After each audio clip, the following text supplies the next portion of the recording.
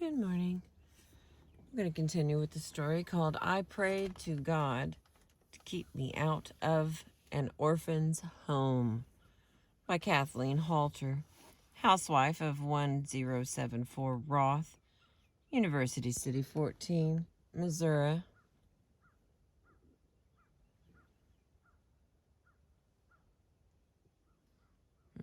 Here comes the birds. Perfect. As a little child, my life was filled with terror. My mother had heart trouble. Day after day, I saw her faint and fall to the floor. We all feared she was going to die, and I believed that all little girls whose mothers died were sent to the Central Wesleyan Orphans' Home, located in the little town of Warrenton, Missouri, where we lived. I dreaded the thought of going there, and when I was 6 years old, I prayed constantly, "Dear God, please let my mummy live until I am old enough not to go to the orphan's home." 20 years later, my brother, Miner, had a terrible injury and suffered intense pain until he died 2 years later. He couldn't feed himself or turn over in bed. To deaden his pain, I had to give him morphine hypodermics every 3 hours, day and night. I did this for 2 years. I was teaching music at the time at the Central Wesleyan College in Warrenton, Missouri.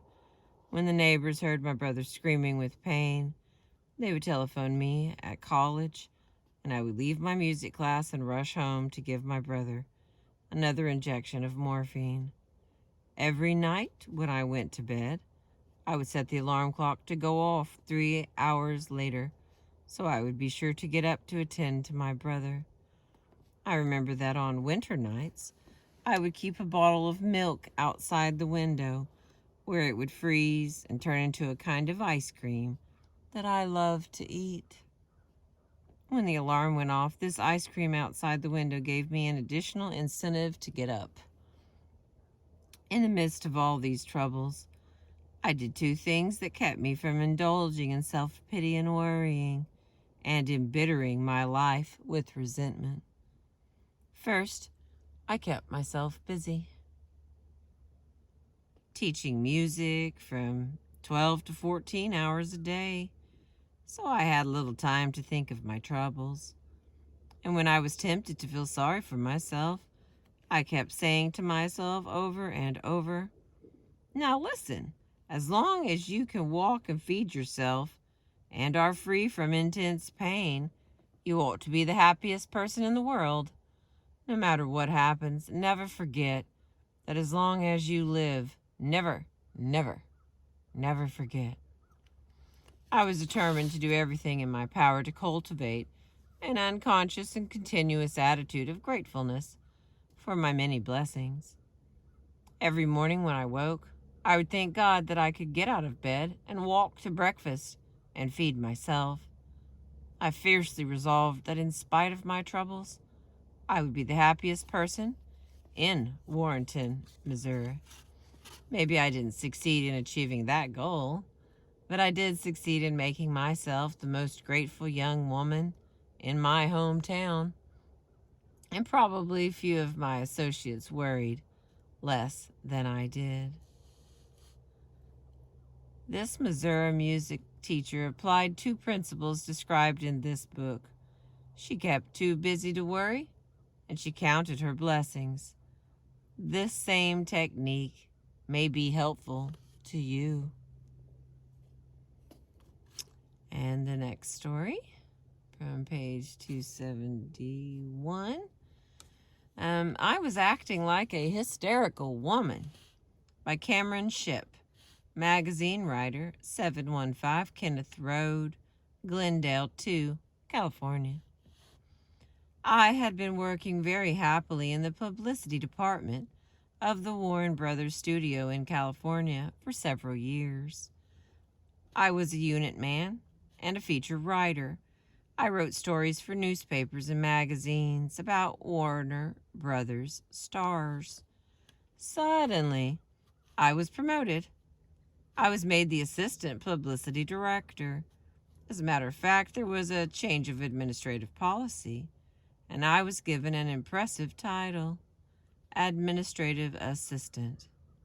This gave me an enormous office with a private refrigerator, 2 secretaries, and complete charge of a staff of 75 writers, exploiters, and radio men. I was enormously impressed. I went straight out and bought a new suit.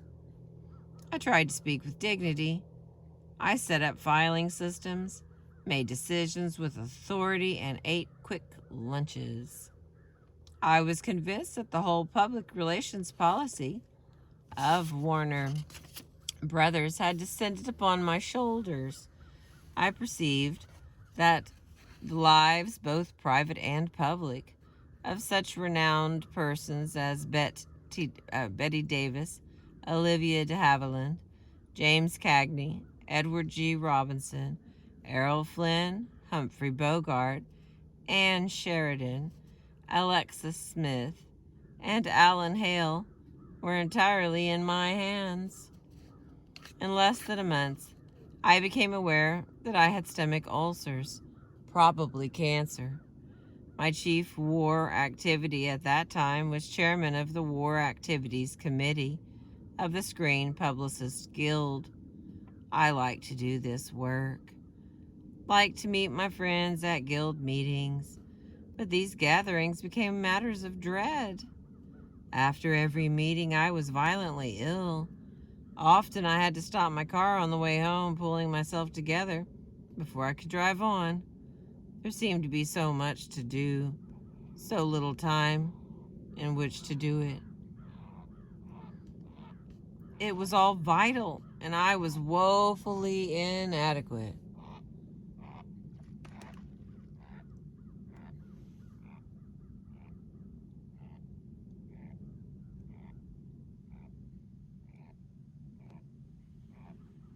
Somebody's very unhappy. I am being perfectly truthful. This was the most painful illness of my entire life. There was always a tight fist in my vitals. I lost weight. I could not sleep. The pain was constant. So I went to see a renowned expert in internal medicine. An advertising man recommended him. He said this physician had many clients who were advertising men. This physician spoke only briefly, just enough for me to tell him where I hurt and what I did for a living. He seemed more interested in my job than in my ailments. But I was soon reassured. For 2 weeks, daily, he gave me every known test. I was probed, explored, x-rayed, and fluoroscoped. Finally, I was instructed to call on him and hear the verdict. "Mr. Ship," he said, leaning back and offering me a cigarette, "we have been through these exhaustive tests. They were absolutely necessary, although I knew, of course, after my first quick examination, that you did not have stomach ulcers. But I knew because you are the kind of man you are, and because you do the kind of work you do, that you would not believe me unless I showed you. Let me show you." So he showed me the charts and the x-rays and explained them. He showed me I had no ulcers. "Now," said the doctor, "this cost you a good deal of money, but it is worth it to you. Here's the prescription. Don't worry." Now, he stopped me as I started to expostulate. "Now, I realize that you can't follow the prescription immediately, so I'll give you a crutch. Here are some pills. They contain belladonna. Take as many as you like. When you use these up, come back and I'll give you more. They won't hurt you, but they will always relax you. Now, remember, you don't need them. All you have to do is quit worrying. If you do start to worry again, you'll have to come back here and I'll charge you a heavy fee again. How about it? I wish I could report that the lesson took effect that day and that I quit worrying immediately. I didn't. I took the pills for several weeks. Whenever I felt a worry coming on, they worked. I felt better at once. But I felt silly taking these pills. I am a big man physically. I am almost as tall as Abe Lincoln was. And I weigh almost 200 pounds. Yet here I was taking little white pills to relax myself. I was acting like a hysterical woman. When my friends asked me why I was taking pills, I was ashamed to tell the truth. Gradually, I began to laugh at myself. I said, "See here, Camran ship, you're acting like a fool. You're taking yourself and your little activities much, much too seriously." Betty Davis and James Cagney and Edward G. Robinson were world famous before you started to handle their publicity. And if you dropped dead tonight, Warner Brothers and their stars would manage to get along without you. Look at Eisenhower, General Marshall, MacArthur, Jimmy Doolittle, and Admiral King. They are running the war without taking pills. And yet you can't serve as chairman of the War Activities Committee of the Screen Publicists Guild without taking little white pills to keep your stomach from twisting and turning like a Kansas whirlwind.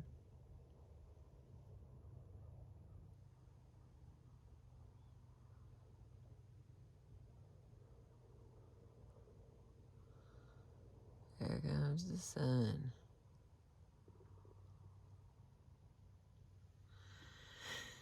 Okay, Kansas whirlwind. I began to take pride in getting along without the pills. A little while later, I threw the pills down the drain and got home each night in time to take a little nap before dinner and gradually began to lead a normal life. I have never been back to see that physician, but I owe him much. Much more than what seemed like a stiff fee at the time. He taught me to laugh at myself, but I think the really skillful thing he did was to refrain from laughing at me and to refrain from telling me I had nothing to worry about. He took me seriously. He saved my face. He gave me an out in a small box. But he knew then, as well as I know now, that the cure wasn't in those silly little pills. The cure was in a change in my mental attitude. The moral of the story is that many a man who is now taking pills would do better to read Chapter 7 and relax. Thank you for listening. I appreciate you.